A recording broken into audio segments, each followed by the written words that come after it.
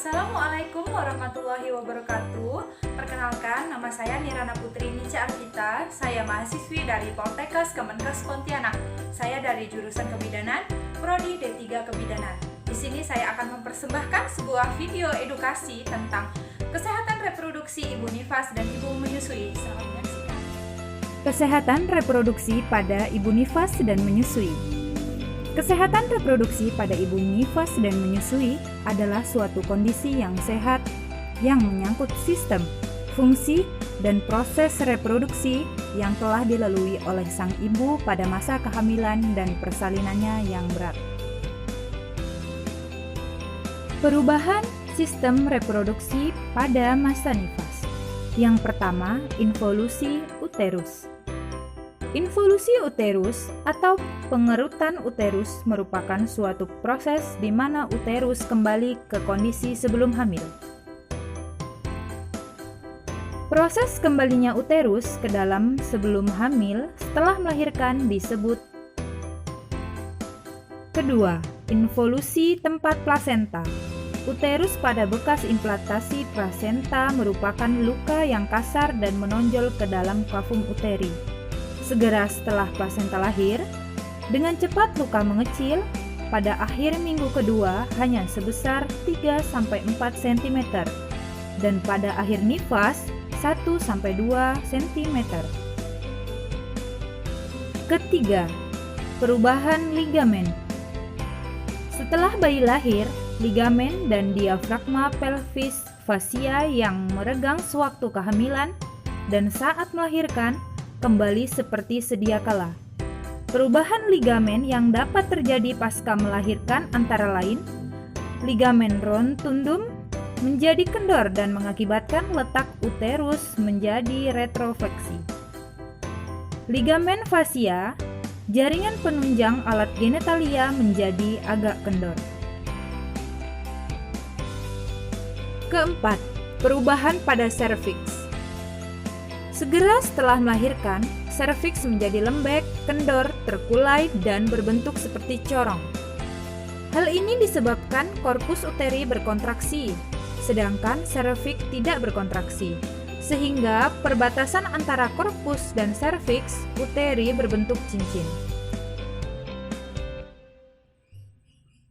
5. Lokia.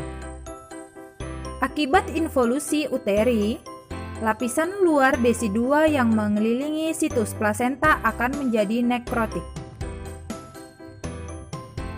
Desi2 yang mati akan keluar bersama dengan sisa cairan. Percampuran antara darah dan desi2 inilah yang dinamakan dengan lokia. Perbedaan masing-masing lokia dapat dilihat sebagai berikut. Lokia rubra. Waktu 1-3 hari dengan warna merah kehitaman.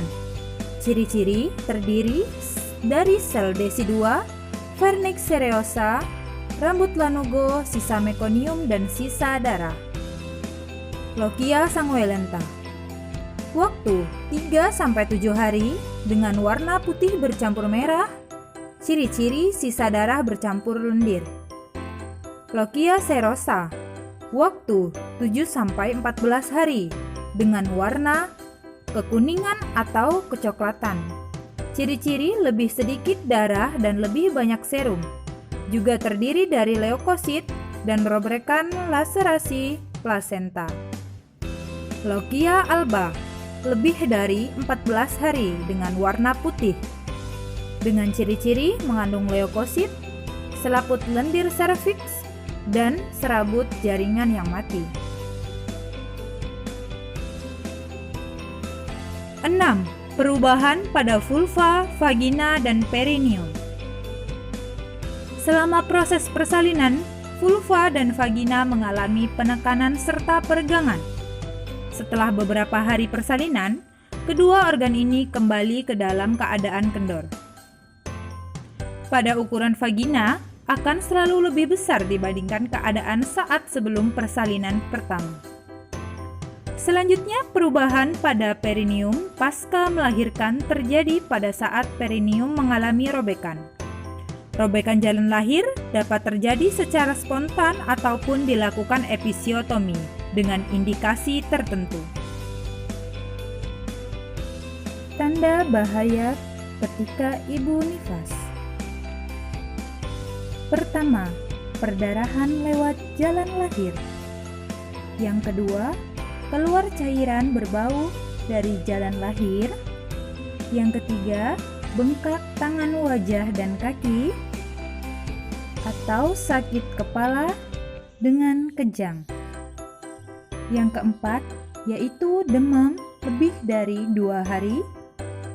Kemudian, ibu menangis, gelisah, dan stres, dan payudara mengalami bengkak keras dan terasa sakit.